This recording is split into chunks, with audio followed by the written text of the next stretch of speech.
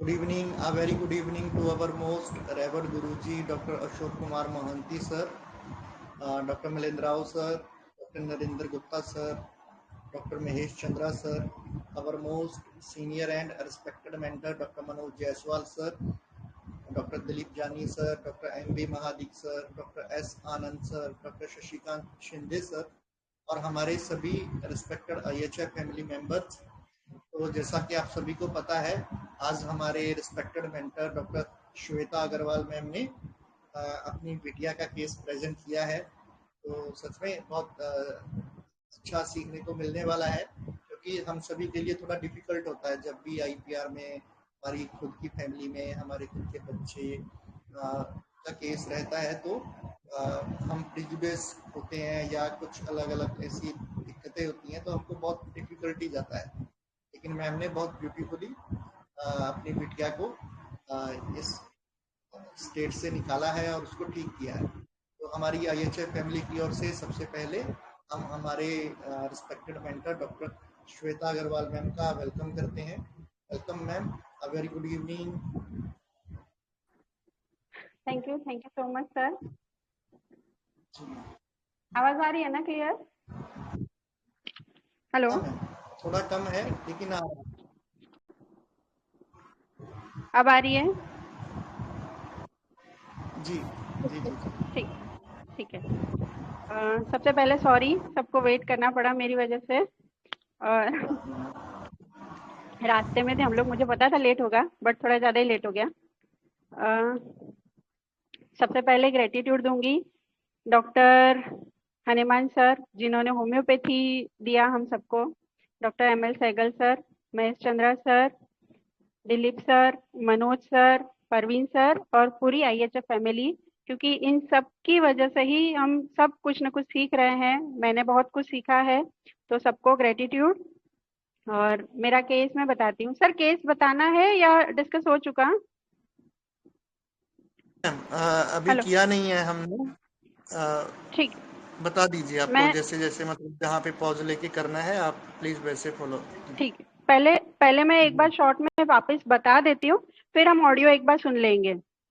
तो ये केस में क्या था, मेरी बेटी का ही केस है जो 12 साल की है, और इसको कभी कभी हो जाता है ऑन एंड ऑफ टॉन्सिल्स हो जाते हैं, तो मतलब थोड़ी वीक हो जाती है, लेकिन अपना रूटीन उसका रेगुलर रहता है, मतलब होमवर्क भी करेगी, स्कूल भी जाएगी।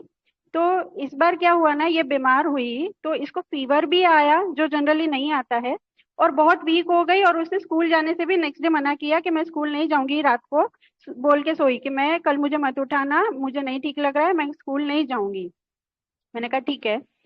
तो हुआ क्या था उससे पहले कि एक्चुअली हम लोग जैसे अहमदाबाद आए यहाँ पे लास्ट ईयर, तो एक साल पूरा मतलब स्कूल चेंज हुई थी, तो इसकी कोई फ्रेंड नहीं बनी थी। मतलब बात सबसे करती थी, लेकिन कोई खास फ्रेंड, क्लोज फ्रेंड जो होनी चाहिए वो नहीं थी, क्योंकि वहां की जो फ्रेंड थी दिल्ली वाली, उससे वो बहुत क्लोज थी। मतलब उसको पूरी क्लास से कोई मतलब नहीं है, लेकिन एक फ्रेंड थी वो उसकी बहुत क्लोज थी, उससे बहुत अटैच थी। तो उससे छूटने की वजह से दुखी थी, या यहाँ पे उसको नहीं पाया, पर उसकी कोई दोस्त नहीं बनी थी। अब इस साल जब वो 8th में है अभी, तो उसकी जो फ्रेंड बनी, तो उससे उसकी दोस्ती है, और उसको लगता है कि नहीं, अब मुझे ये दोस्त को रखना है साथ में। तो स्कूल ने एक ट्रिप प्लान किया था 3 दिन का। तो वो मेरी बेटी को वो ट्रिप पे नहीं जाना था, क्योंकि 3 दिन का था और ये थोड़ी रिजर्व्ड है, थोड़ी शांत है, तो उसको लगा मैं 3 दिन नहीं रह पाऊंगी। और उसकी जो फ्रेंड है नहीं, उसको जाना था, उसको लगा कि यार जाते हैं साथ में, मजा करेंगे, तू आएगी तो मुझे मजा आएगा, नहीं तो नहीं आएगा। तो ये जो इसकी फ्रेंड है उसको डेली, तूने पूछा, डेली पूछती रहती थी कि मामा आंटी से पूछा, या तो अंकल से पूछा, डेली उसको मैसेज करेगी, पूछेगी, लेकिन मेरी बेटी डायरेक्टली उसको मना नहीं कर पाती थी। और वो मुझे बोलती थी, मामा मैं क्या बोलूँ उसको, मुझे नहीं जाना है, पर मैं उसको बोलूँ कैसे, मैं बोलूँ कैसे, इस तरह से उसका रहता था। तो मैंने कहा ठीक है, मैं बात करती हूँ, चल। तो मैंने एक बार बात की और मैंने उनको बोला कि ठीक है, 3 दिन का है ना बेटा, तो अभी मत उसको फोर्स करो। अगर तुम एक दिन का प्लान बनाते हो तो हम भेज देंगे, कहीं से भी हो, या तुम्हारा पर्सनल है या स्कूल का है, एक दिन तुम चले जाना। तो दोनों खुश हो गई, हाँ ठीक है।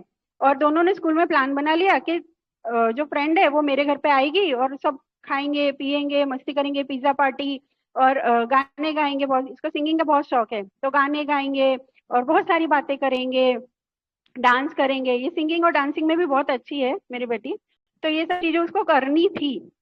लेकिन क्या हुआ, जैसे दोनों ने प्लान स्कूल में बनाया, घर आके दोनों ने अपने पेरेंट्स से पूछा, तो मैंने बोला ठीक है बेटा बुला ले अपने घर पे, अच्छा है। मतलब उसने बोला दोपहर में आ जाएगी और नेक्स्ट डे हम लोग उसको छोड़ आएंगे। तो क्योंकि हमारा घर थोड़ा सा दूर है, मतलब 20 किलोमीटर पड़ता है, जहाँ पे वो उसकी फ्रेंड रहती है और हमारा घर है, दैट इज 20 किलोमीटर्स अवे। तो इस वजह से इन लोगों ने ऐसा प्लान बनाया था। तो ये प्लान बना दिया और मेरी बेटी एकदम खुश हो गई। लेकिन उसकी फ्रेंड ने दूसरे दिन स्कूल आके मना कर दिया कि नहीं, मम्मी ने मना किया है, बस उसने इतना ही बोला। और ये स्कूल से आई एकदम सैड होके और बोलती है कि मम्मी उसने तो मना कर दिया। मैंने कहा ठीक है बेटा, कोई बात नहीं, नेक्स्ट टाइम कुछ प्लान कर लेना, होगा उनका कोई रीजन। लेकिन ये एकदम दुखी हो गई और इसको फिर शाम तक बुखार आ गया, गले में बहुत दर्द करने लग गया, तो खाया भी नहीं उसने रात को, स्कूल के लिए भी मना कर दिया। तो ये सिचुएशन थी। और ये सिचुएशन के बाद का ऑडियो है। ऑडियो आप लोगों ने सबने सुना होगा। तो पहले आप लोग बताइए आपको क्या लग रहा है।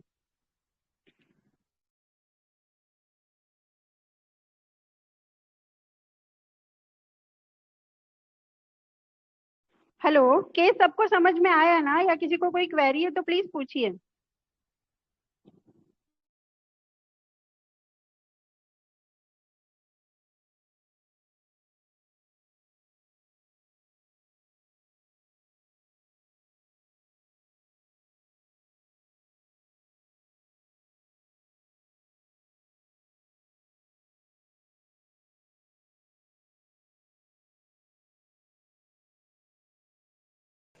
जी हेलो। बताइए प्लीज, जल्दी जल्दी ऐड कीजिए।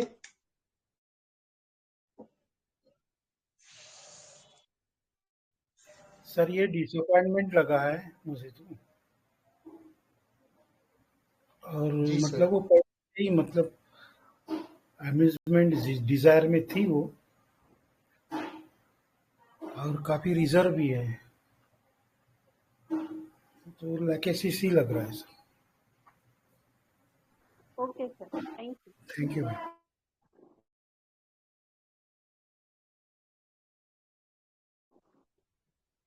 और कोई प्लीज शेयर कीजिए।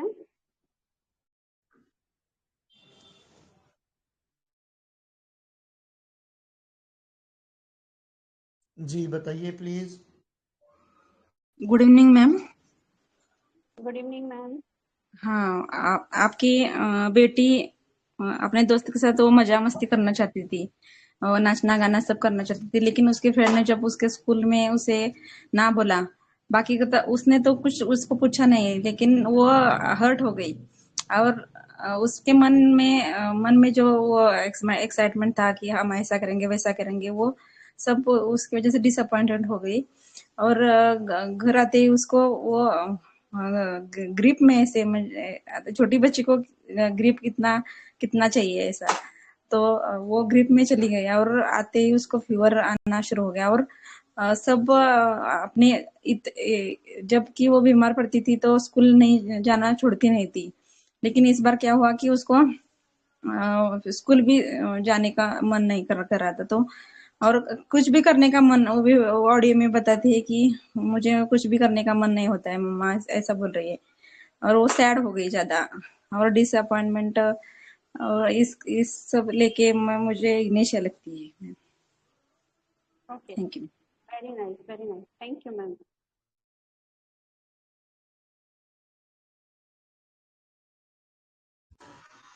जी थैंक यू संजीवनी मैम। जी और बताइए।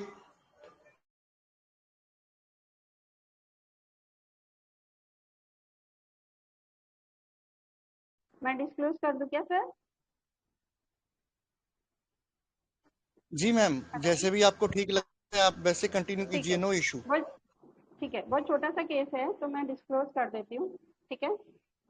एक बार सर ऑडियो साथ साथ में बजा सकते हैं क्या, मतलब प्ले कर सकते हैं क्या ऑडियो? कर सकते हैं ना। मैं अगर कर सकते हैं तो सर प्ले कीजिए ना।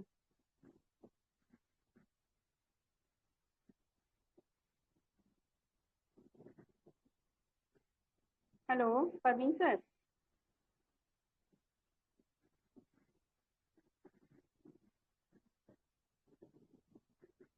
हेलो।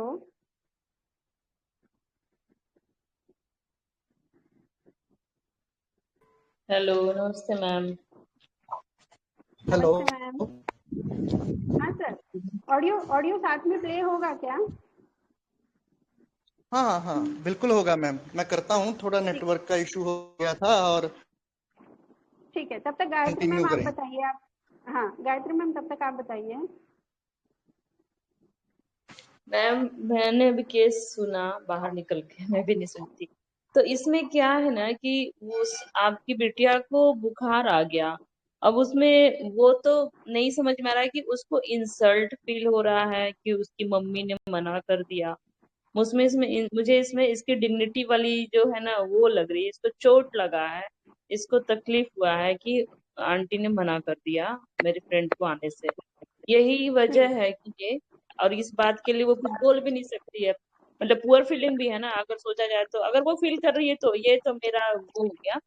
मैं मगर वो क्या फील कर रही है ये तो आपने बताया भी नहीं, आपने पूछा भी नहीं है।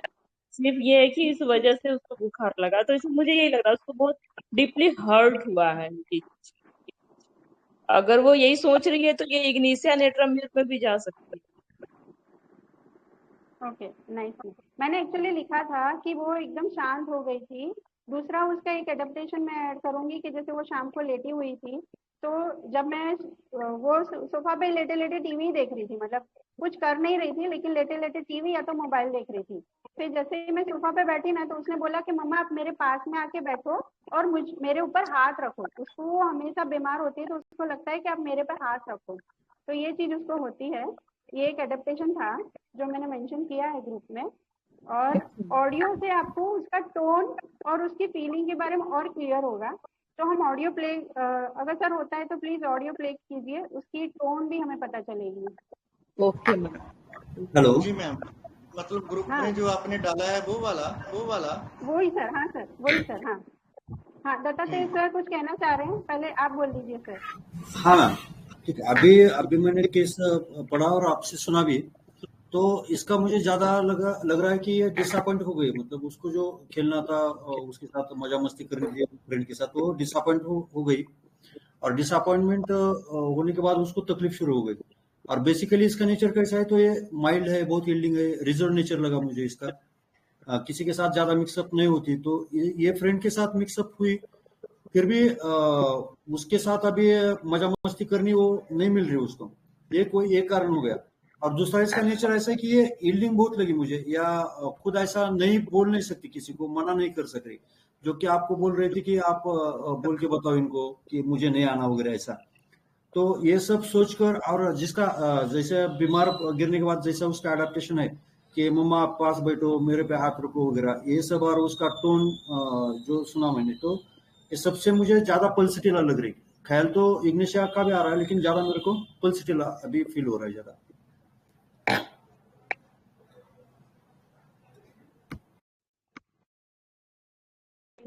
जी सर। ના ના, હું કહું તમને, હું ફોન કરું તમને। हाँ दत्तात्रेय सर। हाँ हाँ हाँ, थैंक यू सर, आपने सही बोला। इग्निशिया लग रही है ना?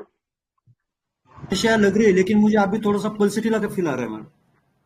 ओके, ओके हाँ। सर। अभी ऑडियो ऑडियो हम प्ले करते हैं, फिर जी उससे जी। धीरे धीरे एनालिसिस करते रहेंगे, ठीक जी है? जी बिल्कुल ठीक है मैम, हाँ, ओके, थैंक यू। अभी सर ऑडियो करिए ना।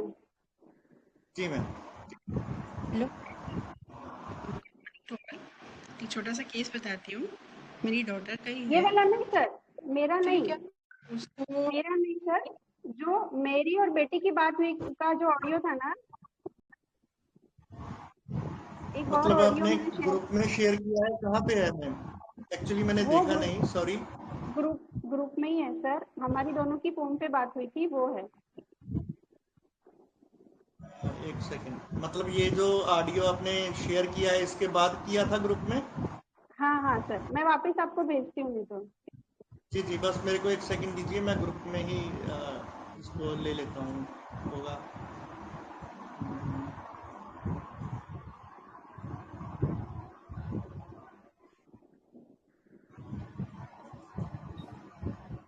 ठीक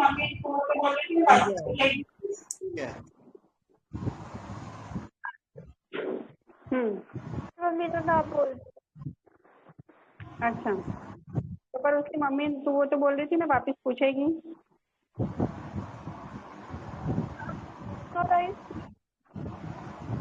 एक मिनट रुकिए सर, एक मिनट रुकिए।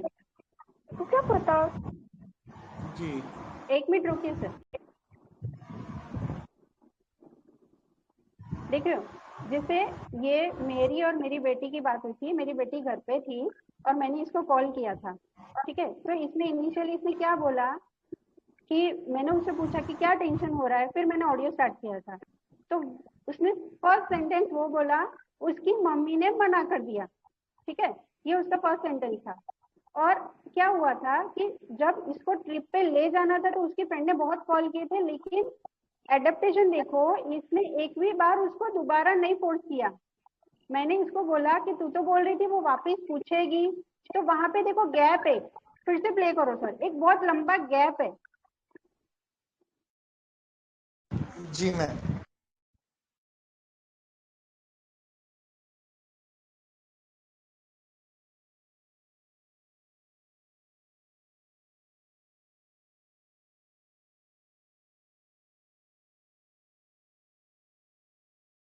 तो पूछा कि नहीं, तो जैसे उसको तेरे को ले जाना था तो उसने तेरे को 10 बार कॉल करा, तो तू भी एक बार उसकी मम्मी को कॉल करना है। 2 बार मेरे से बात करी, एक बार पापा से बात करी, उसने भी तो ट्राई किया था।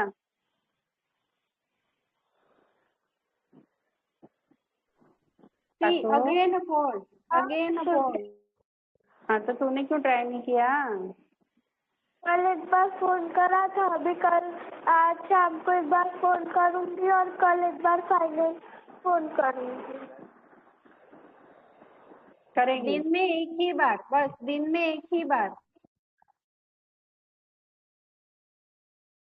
कल बोला था कि उसकी मम्मी आज बिजी है, क्योंकि मतलब उसने मेरे को कल बोला था कि उसकी मम्मी बिजी है क्योंकि वो आज कुछ अच्छा बना रही है, मतलब कुछ अच्छा बना रही है वो बिजी है। इसलिए तो तेरे को बेसिकली ये चीज हर्ट हुई है कि तू वहाँ पे नहीं, मतलब वो नहीं आ रही है और तुम लोग एंजॉय नहीं कर पाओगे। हाँ, ठीक है। मतलब ऐसा हर्ट नहीं हुआ है, तो ऐसा बार बार से बाद में आ रहा है कि अगर वो आती तो बहुत मजा आता। अच्छा, ठीक है। और क्या, बस बोर हो रही है। ठीक है, चल मैं देख के तेरे को बताती हूँ, है ना। मैं लेके आती हूँ दवाई, है ना। ठीक है बेटा, हाँ। चल बाय।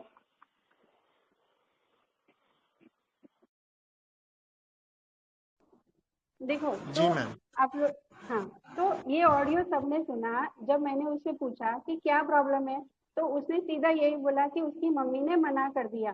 तो यहाँ पे उसका हर्ट होने का बेसिक रीजन था, वो डिसअपॉइंट हुई। तो जो सबने रूब्रिक लिया, that is element from disappointment, ठीक है।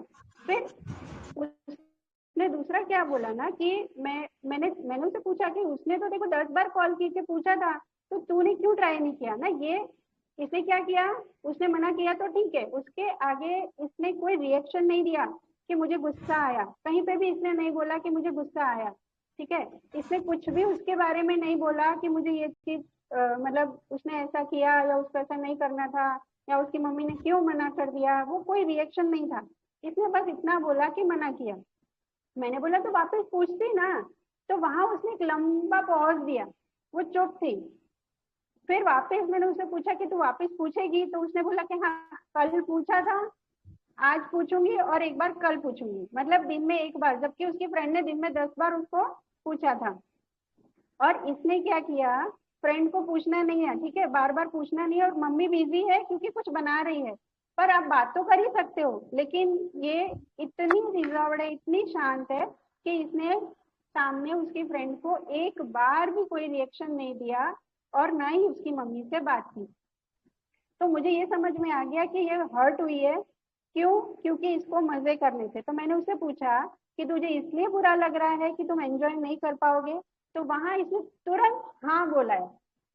बाकी सारे आप पूरे ऑडियो में सुनो ना तो हर जगह इसने गैप दिया है, पॉज दिया है। लेकिन जैसे ही मैंने इसको पूछा कि तुझे एंजॉय करना था और वो नहीं कर पा रही इसलिए बुरा लग रहा है, उसने तुरंत बोला हाँ। तो ये क्लियर कट रूब्रिक था एम्यूजमेंट डिजायर फॉर, और एम्यूजमेंट डिजायर फॉर में इग्निशन नहीं है, तो इग्निशन मेरी वहां से रूल आउट हो गई थी। ठीक है, ये बेसिक दोनों रूब्रिक एलिमेंट फ्रॉम डिसअपॉइंटमेंट और एम्यूजमेंट डिजायर, ये सब बहुत सारे डॉक्टर्स ने लिए हैं, दैट इज वेरी राइट। ठीक है, ये पूरे थ्रू एंड थ्रू केस में थे। अब उसके आगे मैंने थोड़ा और सोचा कि कौन ऐसा होता है ना कि यार ठीक है नहीं आ पाई, कौन ऐसा होता है जो इतनी जल्दी इतनी सी बात में इतना हर्ट हो जाता है कि बुखार आ गया, गला एकदम पक गया, खाना बंद हो गया। तो ये बहुत सेंसिटिव है। और जैसे दत्तात्रेय सर ने बोला यील्डिंग डिस्पोजिशन, सामने वाले को कुछ बोलती ही नहीं है, तुरंत यील्ड कर जाती है। और एक दूसरा रूब्रिक इसकी वॉइस पे से भी आप लोगों ने फील किया होगा, पोलाइट टू पोलाइट, बहुत माइल्ड लड़की है ये, तो पोलाइट टू पोलाइट, ये एक रूब्रिक लिया था। फिर इसका एडेप्टेशन जो था कि मम्मा आप मेरे पास बैठो, मुझ पे हाथ रखो, तो इसको मैंने लिया था कैरेज बीइंग डिजायर टू। इसको अच्छा लगता है अगर मेरा हाथ रहे उसके ऊपर, मैं उसके पास में रहूं। इसको ये नहीं कि मुझे ये कर दो, मुझे ये लाके दो, वो लाके दो, या मैं क्लिनिक में आ गई तो ये रही थी घर पे अकेली, पर जब मैं पास में हूँ तो इसको लगता है मुझ पे हाथ रखो। तो this is courage being desire to, ये एक रूब्रिक लिया था। फिर अगर हम ओवरऑल सोचे तो इसकी बहुत एक्साइटमेंट थी कि हम ऐसे करेंगे वैसे करेंगे, लेकिन सब क्या हुआ, इसके जो सारे इमोशंस थे वो दब गए। तो यहाँ पे हम रूब्रिक ले सकते हैं इमोशन सप्रेस, क्योंकि वो बोल नहीं पाई। ठीक है, तो फर्स्ट जो मैंने मेडिसिन दी थी ना, वो मैंने कावर्डाइज कैन नॉट एक्सप्रेस ओपिनियन करके स्टेफी ही दिया था इसको, कि बहुत माइल्ड है और ये बोल नहीं पा रही है, उसको बुरा लगा है लेकिन ये एक्सप्रेस नहीं कर रही है। तो मैंने स्टेफी दिया था, बट स्टेफी ने कोई काम नहीं किया, 200 दिया, रात को 1M दिया, लेकिन वो ठीक नहीं हुई। फिर नेक्स्ट मॉर्निंग मैंने इसको 1 बजे पूरी ये बात करने के बाद इसको दी थी, थर्ड जो सेकंड मेडिसिन थी वो। फिर ये पूरा पिक्चर अगर हम देखें ना, यहाँ पे इग्निशिया हमें लगेगी लेकिन एम्यूजमेंट से वो हट गई। फिर लेकेसिस और फॉस्फोरस, ये दोनों होती ना तो लेकेसिस तो कहीं और से ढूंढ ही लेता, वो तो एकदम फ्रिवुलस रहता है, उसको अम्यूजमेंट एक छोटी सी चीज के लिए मना करो और उसका अम्यूजमेंट रुकने वाला नहीं होता है, तो वहां मैंने लेकेसिस भी नहीं सोचा था।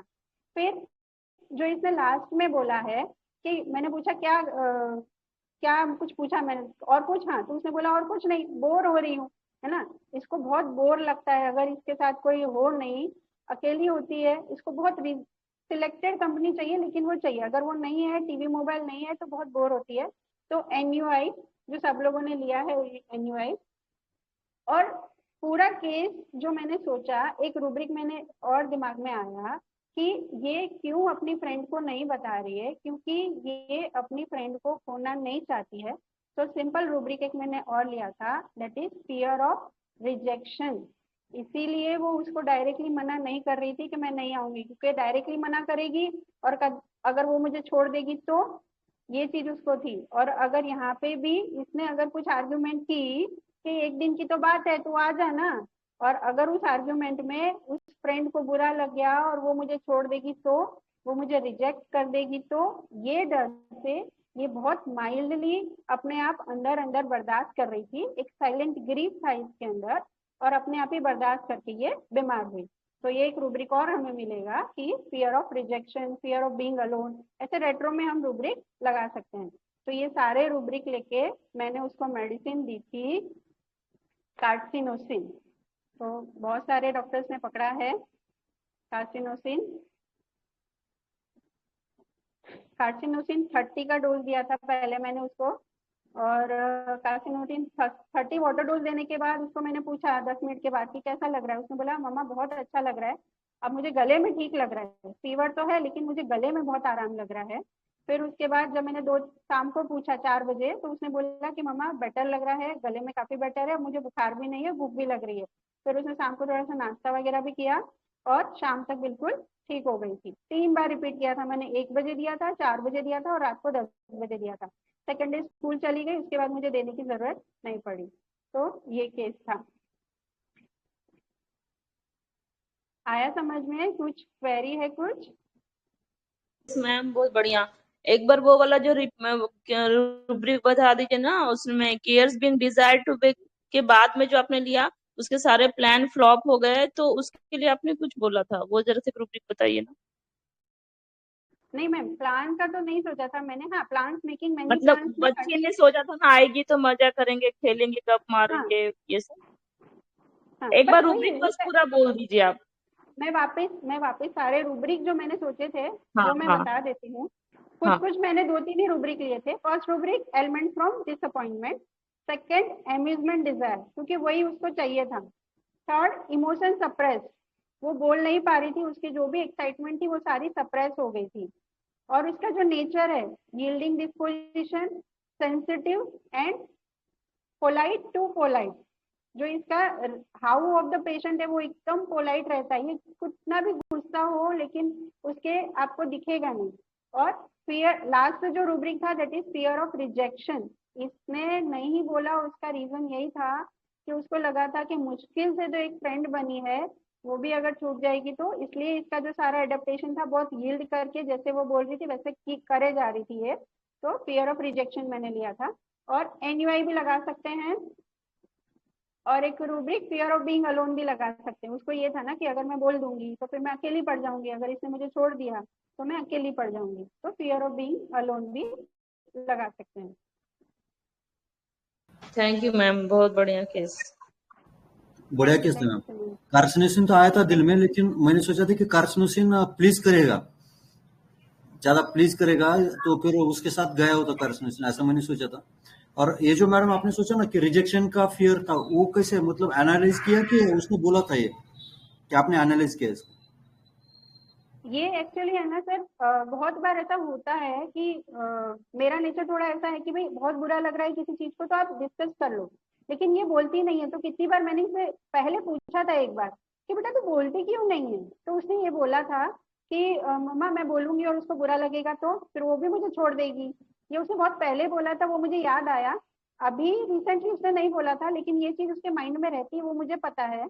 क्योंकि मतलब मेरा और उसका रिश्ता ऐसा है ना कि वो बोले बिना मुझे पता चलता है कि वो क्या बोलना चाह रही है। तो इसलिए मैंने सोचा था फियर ऑफ रिजेक्शन। जी जी जी मैम, ये सब बहुत अच्छा, ये बहुत सबसे अच्छा रूब्रिक था मैडम आपकी केस में, क्योंकि यहाँ से ही केस करक होता है बिल्कुल। हाँ, बस क्योंकि हमें लगेगा ना कि बंदा क्यों, जैसे दत्तात्रेय सर ने बोला कि प्लीजिंग, तो मैंने ये भी सोचा था सर कि ये प्लीजिंग, लेकिन प्लीजिंग में क्या होता है ना, जैसे आपने बोला कि वो चली जाती, तो प्लीजिंग वाला रूब्रिक वैसे अप्लाई नहीं कर सकते। लेकिन हाँ, ये यील्ड बहुत करती है कि सामने वाला जैसे खुश रहे वैसे मैं करूँ, लेकिन एक लिमिट के बाद उसे नहीं होता, क्योंकि ये ना बहुत रिजर्व्ड है। तो मुझे भी पता है, उसको भी उसको जाना भी नहीं था, लेकिन वो हमारे बिना नहीं रह पाती है। तो इसलिए इतने प्लीजिंग में नहीं गई कि भाई मैं जबरदस्ती जाके उधर ट्रिप पे जाऊं, क्योंकि थोड़ा सा भी स्कूल में इंसिडेंस भी हुआ था, उसको लेके वो थोड़ा इनसिक्योर भी थी कि नहीं मुझे जाना है, वहाँ पे कोई होगा नहीं साथ में। और दूर की ट्रिप होती है तो टीचर्स भी एक दो ही रहते हैं, तो उसको थोड़ा इनसिक्योर भी लग रहा था कि इतने सारे बच्चे हैं, टीचर्स हमारे साथ में होंगे कि नहीं होंगे, पहली बार 3 दिन जाना, अपना काम खुद करना पड़ेगा, ये सब चीजें उसको डर लग रही थी। इसलिए उसने प्लीजिंग इतना नहीं किया कि मैं चली जाऊं। बट हाँ, वो यील्ड तो हमेशा करती है। मैडम वो जो पॉज था ना आपका, वही ज्यादा मतलब यही इम्पोर्टेंस था उसमें, रिजेक्शन उसमें ही आ गया। हाँ, वो वापस एक बार आप ऑडियो सुनना, 2 बार उसने इतना लंबा पॉज दिया है ना, वो अंदर ही अंदर चीजों को दबा गई, वहां उसके इमोशन सप्रेस्ड हुए हैं, वो पूरी हमें फीलिंग आ रही है। बहुत सुंदर case, thank you ma'am. Thank you sir. ये थ्रू एंड थ्रू स्टैपी का फील दे रहा था पहले तो, मतलब आपको जैसे आपको पता है ना उसके बारे में, मतलब उसका जो रिजेक्शन का फियर है, तो उसके बाद आपने सोचा होगा, लेकिन आप भी फंस गए, मतलब आप भी स्टैपी पे गई पहली बार। तो स्टैपी बहुत पास आता है, क्योंकि कैन नॉट से नो में है ना स्टैपी, हाँ तो हाँ फिर ये कंफ्यूज करता है बिल्कुल। स्टैपी बहुत पास भी है, वैसे भी मैंने भी बहुत से बार ये कंफ्यूजन हो गया मेरा। मैंने भी पहले स्टैपी दिया और फिर बाद में कार्सिनोसिन, या पहले कार्सिनोसिन बाद में स्टैपी, क्योंकि दोनों भी चाइल्ड बहुत स्वीट होते हैं। मेरे केस ऐसी है ये, उसको मैंने पहले कार्सिनोसिन दिया था जिसने काम नहीं किया, बाद में स्टैपी निकला वो। तो ऐसा वो दोनों कंफ्यूजन होते हैं स्टेफी और कार्सी, बहुत पास पास आते हैं, लेकिन डिफरेंशिएशन बहुत अच्छा किया ma'am, thank you. Thank you sir. और मैंने तो पहले दिया ही उसको स्टेफी के, तो बोल क्यों नहीं रही? मुझे यही लग रहा था कि उसने तेरे को 10 कॉल किए तो एक कॉल तो कर, तू क्यों इनिशिएटिव नहीं लेती है? उसने हाँ बोला तो हाँ, ना बोला तो ना, ऐसे क्यों करती है? मुझे ये चीजों पे कभी कभी मैं उसको डांट भी देती हूँ कि बेटा बोला कर अपनी बात, बिकॉज वी नो ना कि अगर हमने अपने इमोशंस को बहुत सप्रेस किया तो बीमारी आनी है। तो वो चीज को लेके मैं उसको बहुत समझाती हूँ कि बेटा बोला कर, लेकिन ये यही सोचती है कि उसने मुझे, फिर उसको बुरा लगेगा तो, उसको बुरा लगेगा तो, ये सोच के, या हमें लगता है ये सेंसिटिव टू ओपिनियन है, तो स्टेफी ही लगती है, बहुत पास पास में चलती है, इवन प्रिकॉसिटी में, आर्ट एबिलिटी में, सब में स्टेफी और कार्सिनोसिन साथ साथ में चलते हैं। लेकिन स्टेफी फेल हुई, फिर मुझे लगा कि नहीं, अब मुझे इसको कार्सिनोसिन देनी है। हेलो मैम, जब उसने वो ट्रिप को नहीं जाना था उससे, लेकिन तो उस टाइम वो बोल नहीं पा रही थी, वो डायरेक्टली वो फ्रेंड को नहीं बोल पा रही थी कि मैं नहीं आने वाली हूँ, लेकिन आपको बता रही थी कि आप बोलो मम्मा। तो उस टाइम स्टैफी का आया था दिमाग में, लेकिन वो इग्नेशिया में अटक गए हम सब। वो यील्डिंग डिस्पर्शन था, सब समझ में आ रहा था, माइल्ड है, सब समझ में आ रहा था, लेकिन हमें लगा कि इग्नेशिया है ऐसा। बहुत अच्छा केस था ma'am, thank you. Thank you ma'am. और बाद में मैंने थोड़ा रेट्रो में सोचा ना, तो मुझे लगा कि जैसे स्टेफी होता है ना, वो कावर्डाइज कैन नॉट एक्सप्रेस में है, लेकिन उसमें अंदर है ना गुस्सा होता है। लेकिन इसकी बात से, जैसे मैंने इसका टोन वापस सुना ना 2-3 बार, तो मुझे कहीं भी गुस्सा नहीं लगा, या इसने कुछ बोला भी नहीं। अगर ये स्टेफी होती ना उस स्टेट में, अगर स्टेफी के स्टेट में होती, तो उसका गुस्सा शायद कुछ तो मुझे हिंट मिलती कि यहाँ ये गुस्सा हुआ है इसको, मतलब, लेकिन उसके टोन में कहीं भी गुस्सा नहीं था। इसलिए मुझे लगा कि अब ये स्टेफी नहीं, अब ये कार्सिनोसिन ही है। और इसलिए स्टेफी और कार्सिनोसिन में ये बहुत रहता है, कार्सिनोसिन प्लीजिंग की तरफ चला जाएगा, करते रहेगा, मार्टियर तक जाएगा। लेकिन स्टेफी का जो होता है ना, वो गुस्सा आता है, वो दबाता है, लेकिन एक लेवल के बाद वो रिएक्ट भी करता है। आपको उसके चेहरे से दिखेगा, वो बोलेगा नहीं, लेकिन चेहरे से आपको दिखेगा, या तो वो जाके बीमार होगा। तो बहुत माइल्ड डिफरेंस है दोनों में, लेकिन इसके टोन में मुझे बाद में कुछ भी एंगर नहीं लगा। इसलिए मुझे लगा कि नहीं, अभी तो कार्सी ही देनी है, और कार्सी से बहुत अच्छा रिजल्ट भी मिला। गुस्सा बहुत सी बार दिखता भी नहीं कार से इसका स्टेफी का भी, क्योंकि मैं बहुत सी बार कंफ्यूजन हुआ वो, मतलब कार्सिनोसिन दिया मैंने, ये केस है मेरा ऐसा ही, मैं बाद में कभी शेयर करूंगा ये। तो उसको मैंने पहले कार्सिनोसिन दिया था, सिंपल, मतलब एकदम बुकिश पिक्चर ऑफ कार्सिनोसिन था उसका, मतलब इतना जनरस कि किसी भी भिखारी देखा तो अपने पास के सब पैसे उसको दे देंगे। छोटे बच्चे, 12-15 साल के बच्चे, तो उसको घर में क्लैशेस चलते हैं, तो ये छोटे बच्चों को, मतलब उसके भाई को लेके दूसरे रूम में चली जाती है, किसी को दुखाती नहीं वगैरह, पूरा उसका बुकिश पिक्चर ऑफ कार्सिनेसिन। स्टैपी का गुस्सा आप बोले जैसे उसको भी दिखा नहीं मेरे को, लेकिन कार्स ने बिल्कुल काम नहीं किया। बाद में उसको रीएनालाइज किया तो मैंने स्टैपी दिया उसको, गुस्सा नहीं था फिर भी। स्टैपी ने एक्सीलेंट काम किया, मतलब एक विजिट के बाद उसको आने की भी जरूरत नहीं पड़ी, उसका सब माइग्रेन, एब्डोमिनल कोलिक वगैरह सब गया। बहुत से टाइम ना सेटल रहता है, मतलब पकड़ में नहीं आता स्टैपी का गुस्सा भी। बहुत शातिर है, गुस्सा दबाने में, नहीं दिखाने में भी, छुपाने में भी बहुत शातिर रहती है स्टैपी। तो बहुत कंफ्यूज हो जाता है कार्सिया और स्टैपी में बहुत सी बार। Yes sir, very nice case. और मैनिपुलेटिव में भी है ना, स्टेफी मैनिपुलेट भी करता है। जी मैम, जी। और हाँ, तो लॉयल भी रहता है, लेकिन उसके पास अपने अपने तरीके भी हैं, मैनिपुलेट भी कर देता है चीजों को। तो वहाँ हो सकता है कुछ और हो, लेकिन जनरली हम जो देखते हैं बहुत कंफ्यूजिंग लगता है, दोनों पास पास में चलती है। नहीं सर, मैडम आपने जो बोला ना टोन, उससे मैंने भी कार्सी पकड़ा, और मैंने एनालिसिस में लिखा भी है कि कितनी प्यारी आवाज है उसकी। तो इससे भी हम थोड़ा स्टेफी से अलग होकर कार्सी सोच सकते हैं। थैंक यू मैम, बढ़िया केस है। यस मैम, कॉन्ग्रेचुलेशन, आपने सबसे फर्स्ट हिट किया था। थैंक यू सो मच, बहुत बढ़िया एनालिसिस किया था आपने। Thank you ma'am. कांग्रेस।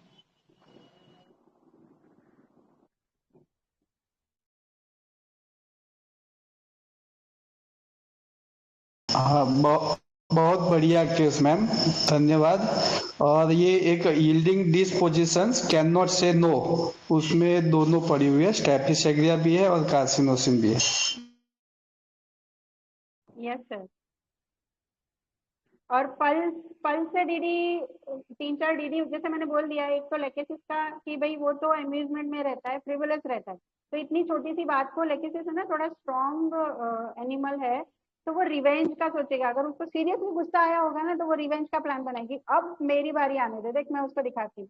तो वो चीज मुझे नहीं दिखी, बहुत माइल्ड पर्सनालिटी है, तो लेकेसिस मेरे दिमाग में आया ही नहीं था उसके लिए। पल्सेटिला सोच सकते हैं, जैसे उसने बोला कि पास में बैठो, माइल्ड टोन है, यील्डिंग है, सेंसिटिव है, तो पल्सेटिला सोच सकते हैं। लेकिन पल्सेटिला कहीं ना कहीं है ना पेनिंग और मैनिपुलेटिव ऐसा रहता है ना उसका कि हमें लगता है कि यार बेचारी, उसकी बात हम मान जाते हैं, वो इतनी अपनी बात को कन्विंस करना जानती है। लेकिन इसके साथ उल्टा होता है, ये मोस्टली सारे फ्रेंड्स की या किसी बाहर वालों की बात मानती है, हर्ट होती है, फिर कभी कभी मुझे बोलती है मम्मा इसने ऐसे किया, इसने ऐसे किया। तो इसको मैनिपुलेशन करके मतलब बाहर की दुनिया से वो लड़ना नहीं आता है। तो इसलिए मैंने पल्सेटिला भी नहीं सोचा, क्योंकि पल्सेटिला होती तो वो फ्रेंड को इतना अच्छे से मैनिपुलेट कर लेती कि उसकी मम्मी को इतना अच्छे से मैनिपुलेट कर लेती कि इनका प्लान सक्सेसफुल हो जाता है।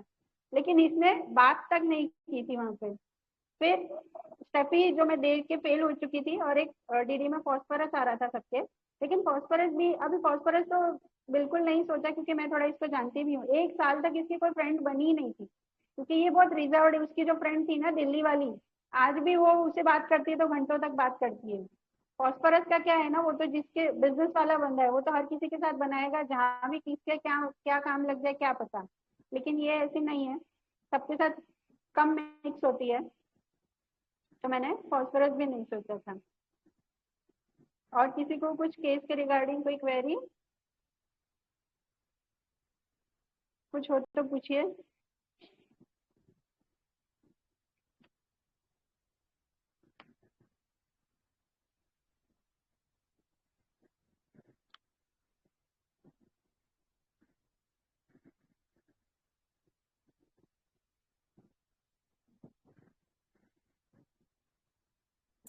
क्यूरी जैसे कुछ रहा नहीं शायद, ऐसा लगता है मुझे। बहुत क्लियर केस हो गया है। जी जी जी, बहुत क्लियर कर दिया ठीक आपने। है। हाँ हाँ, परवीन क्योंकि सर हैं क्या, ऐड करें? लैकेसिस और फास्फोरस होता तो रिजर्व नहीं रहता, वो कहीं ना कहीं प्रिंट बनाता, मतलब यहीं पे लैकेसिस और फास्फोरस उड़ जाता है। नेट्रमोर, स्टेपिसाग्रिया और क्या बोले कार्सिनोसिन में बहुत तगड़ी लड़त थी इसमें। ये तीन बहुत स्ट्रांग आ रही थी, लैकेसिस, सॉरी स्टेपिसाग्रिया, कार्सिनोसिन, और थोड़ा नेट्रमोर भी हम सोच सकते थे इस केस में। वैसे इग्नेशिया टाइप की पर्सनालिटी है ये, मतलब अभी तक मुझे इसकी कॉन्स्टिट्यूशनल तो मिली नहीं है, बट है बहुत माइल्ड, सिलीशिया इग्नेशिया सबका कॉम्बिनेशन है। देखते हैं कहाँ गए परवीन सर। सर है क्या? हाँ प्रोफेसर है लेकिन शायद जी जी है जी सर। हूँ मैम। हाँ सर। बहुत प्यारा केस थैंक यू। मैम। जैसे आपकी बच्ची हैं, तो हमारी तरफ से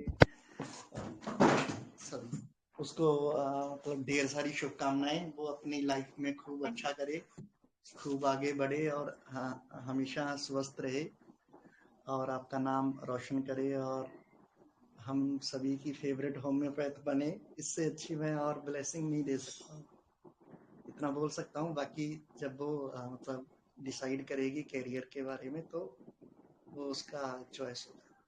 जी ma'am. Thank you so much sir, आपने मुझे मौका दिया शेयर करने का। और thank you all IHF family, बहुत अच्छा पार्टिसिपेशन किया आप लोगों से। मैंने भी कुछ केस के बारे में और थोड़ा रेट्रो किया, थोड़ा देखा, तो thank you all, thank you IHF, thank you. जी जी, तो ये सभी हमारी IHF फैमिली का सौभाग्य है कि हमारे पास एक से एक अच्छे मेंटर्स हैं, और वो अपनी अपनी टर्न के ऊपर अपने अच्छे अच्छे केसेस को प्रेजेंट करते हैं, और हमको डेली बेसिस पे ये सीखने को मिलता है।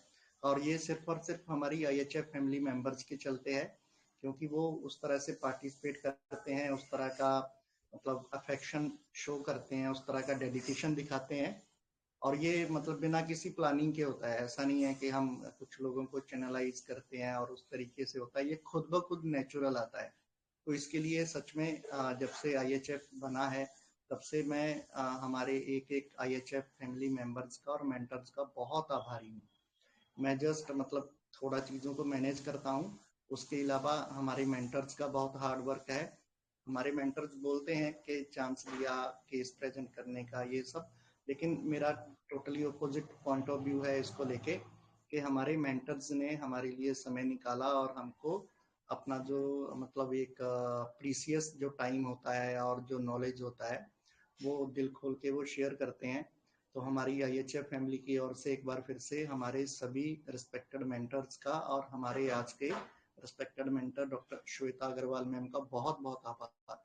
बहुत प्यारा केस था और साथ में आपने ऑडियो भी जो शेयर किया है आपकी बेटी के साथ, जो आपका कम्युनिकेशन हुआ, तो उससे भी बहुत हेल्प मिलेगी हम सभी को रेट्रो करने में। तो आशा करते हैं कि ये जो हम सभी को कंफ्यूजन होता है कि कार्सिनोसिन है, स्टेफिस्केरिया है, इग्नेशिया है, पल्साटिला है, या ऐसी जो भी मतलब माइल्ड पर्सनैलिटीज रहती हैं, तो वो क्या है। तो आज के इस केस से कार्सिनोसिन आपको और क्लियर हुआ होगा। तो आज की इस शानदार VC को यहीं पर वाइंड अप करते हैं। Deep gratitude to our respected mentor doctor Shweta Agarwal ma'am, और big congratulations to all our winners. तो आप सभी से मुलाकात होगी हमारी नेक्स्ट VC में। Thank you so much.